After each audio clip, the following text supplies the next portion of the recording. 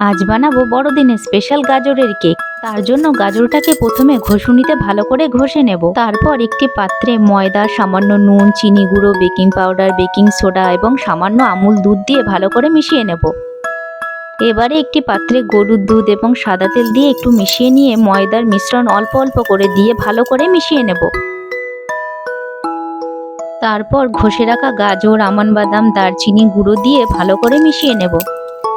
এবারে একটি অ্যালুমিনিয়ামের বাটিতে তেল দিয়ে বাটার পেপার কোট করে নিয়ে আগে থেকে তৈরি করা ব্যাটার দিয়ে দেব। এরপর কুকারের মধ্যে স্ট্যান্ড বসিয়ে তার মধ্যে ব্যাটার দেওয়া বাটিটি বসিয়ে ঢাকনা দিয়ে দেব।